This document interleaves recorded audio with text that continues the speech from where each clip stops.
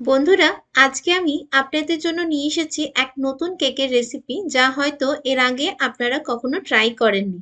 এটা দেখতেও যতটা সুন্দর, খেতেও ঠিক ততটাই মজার। বাচ্চাদের তো এটা ভীষণই ভালো লাগবে খেতে। সাথে আর যাকেই আপনি এটা বানিয়ে খাওয়াবেন সেই আপনাকে এটা বারবার বানাতে রিকোয়েস্ট করবে। তো বন্ধুরা, আজকে আমরা বানাবো একদম বেকারি স্টাইলে জ্যাম কোকোনাট পেস্ট্রি বা জ্যাম কেক, যেটা বাচ্চা থেকে বড় সবারই দারুণ লাগবে খেতে। আর এটা বানাতেও খুব কম এবং বাড়িতে থাকা কিছু সহজ উপকরণ দিয়েই তৈরি হয়ে যাবে এই লোভনীয় দেখতে নরম তুলতুলে স্পঞ্জের মতো জ্যাম কোকোনাট কেক। তাহলে চলুন ঝটপট শুরু করি আজকের ভিডিও। আর ভিডিও ভালো লাগলে অবশ্যই লাইক আর সাবস্ক্রাইব করে পাশে থাকবেন আর ভিডিওটা বন্ধুদের সাথে শেয়ার করবেন। নমস্কার বন্ধুরা, আমি পিয়ালি, আপনাদের সকলকে স্বাগত জানাই আমার চ্যানেল টেস্ট উইথ পিয়ালিতে। চলুন আমাদের আজকের নতুন রেসিপিটি দেখে নিই। আজকে যেহেতু এটা পেস্ট্রি স্টাইল কেক বানাবো, তার জন্য আমি এখানে একটা স্কোয়ার মাপের কেক টিন নিয়েছি, যেটা 6x6 ইঞ্চের কেক মোল্ড। তো সবার প্রথমে কেক মোল্ডটাকে একটু সাদা তেল দিয়ে ব্রাশ করে নেব। তারপর একটা বেকিং পেপারকে চৌকো করে কেটে এর মধ্যে সেট করে নেব ভালোভাবে। তারপর সেটাকেও একটু তেল ব্রাশ করে নেব। আর এই দেখুন কেক মোল্ডটা এবার আমি সরিয়ে রাখবো আর ততক্ষণ কেকের ব্যাটারটা রেডি করে নেব। ব্যাটার বানানোর জন্য আমি এখানে নিয়েছি 1/3 কাপ বাড়িতে পাতা ফ্রেশ টক দই, সাথে হাফ কাপ চিনি গুঁড়ো আর 1/4 কাপ কোনো রকম ফ্লেভার ছাড়া সাদা তেল।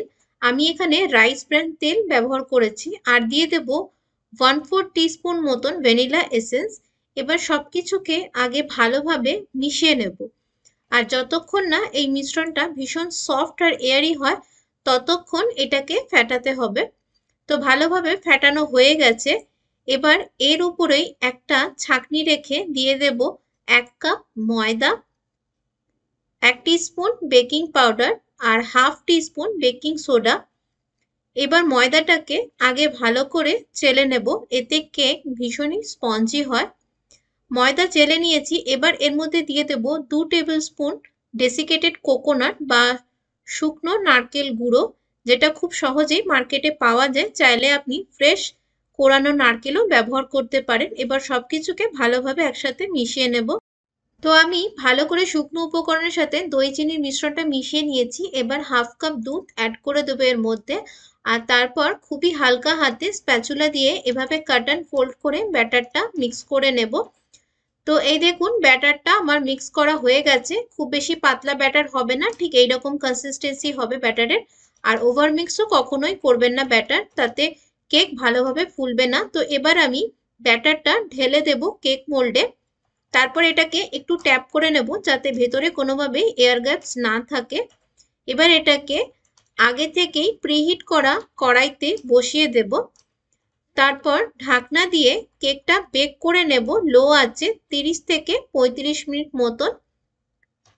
35 মিনিট পর ঢাকা খুলে এবার কেকটাকে চেক করে দেখে নেব। এই দেখুন কাঠিটা একদম পরিষ্কার এসেছে, তার মানে কেকটা বেক হয়ে গেছে। এবার এটাকে বের করে নিয়ে ঠান্ডা করে নেব। কেক এখন পুরোপুরি ঠান্ডা হয়ে গেছে। এবার এটাকে কেক মোল্ড থেকে বের করে নেব। এই দেখুন কেকটা কত সহজে কেক মোল্ড থেকে বেরিয়ে এসছে আর কত সুন্দর কালার এসছে কেকটার, নিচে থেকে জ্বলেও যায়নি কেকটা। আর এই দেখুন কতটা স্পঞ্জি হয়েছে কেকটা। এবার আমি কেকটাকে যেহেতু পেস্ট্রি বানাবো তার জন্যই এভাবে মাঝখান থেকে সমানভাবে কেটে নেব কেকটাকে। আর এই দেখুন আপনাদের কেকের ভেতরের টেক্সচারটাও দেখিয়ে দিচ্ছি। দেখুন কতটা জালিদার স্পঞ্জি কেক হয়েছে। তো পেস্ট্রি বানানোর জন্য দুটো লেয়ার আমরা পেয়ে গেছি। আমি এখানে মিক্সড ফ্রুট জ্যাম নিয়েছি, যেটা নর্মালি আমরা ব্রেড দিয়ে খেয়ে থাকি। সেটাকে আমি 30 সেকেন্ডের জন্য মাইক্রোওয়েভে গরম করে নিয়েছি যাতে এটা একটু লিকুইডি ফর্মে আসে। এই দেখুন এবার এই জ্যামটাকে আমি কেক স্পঞ্জের ওপর দিয়ে দেব। তারপর এটাকে একটু স্প্রেড করে নেব ভালোভাবে। আর তারপর ওপর থেকে কিছুটা কোকোনাট পাউডার ছড়িয়ে দেব। এবার কেকের সেকেন্ড লেয়ারটাও এর ওপর রেখে হালকা হাতে একটু প্রেস করে দেব, যাতে আবারও সেম প্রসেসে ওপর থেকে বাকি জ্যামটুকু লাগিয়ে দেব আর আবারও কিছুটা কোকোনাট পাউডার ছড়িয়ে দেব এর ওপর থেকে। এটা এমনিতেই খুবই সুন্দর লাগছে দেখতে। এবার যেহেতু পেস্ট্রি কেক বানাচ্ছি, তাই এবার কেকটাকে প্রথমে মাঝখান থেকে এভাবে কেটে নেব, তারপর অন্য ধার থেকে এভাবে পেস্ট্রি স্লাইসের মতো করে 4টে স্লাইস কেটে নেব। আর এই দেখুন আমাদের জ্যাম কোকোনাট পেস্ট্রি রেডি। দেখলেন তো বন্ধুরা, কত সহজেই বাড়িতে থাকা সিম্পল কিছু উপকরণ দিয়েই এরকম টেস্টি আর ইয়াম্মি পেস্ট্রি কেক বানানো সম্ভব। আর এই কেকটাকে যাকেই বানিয়ে খাওয়াবেন সেই বারবার এটা ডিমান্ড করবে।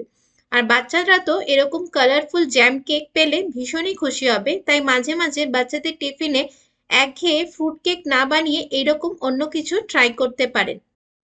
আর এটা এতটাই সফট আর স্পঞ্জি হয়, একদম মুখে দিলেই মিলিয়ে যায়। সাথে জ্যাম আর নারকেল এর দুটো টেস্ট মিলে অসাধারণ খেতে হয়।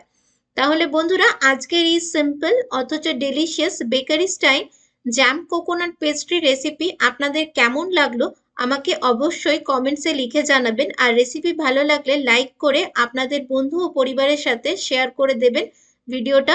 আর নতুন বন্ধু হলে চ্যানেলটাকে সাবস্ক্রাইব করে পাশে থাকবেন এরকম নিত্য নতুন ইয়াম্মি কেকের রেসিপি পেতে এবং বেকিং সম্পর্কে খুঁটিনাটি টিপস ও ট্রিক্স জানতে।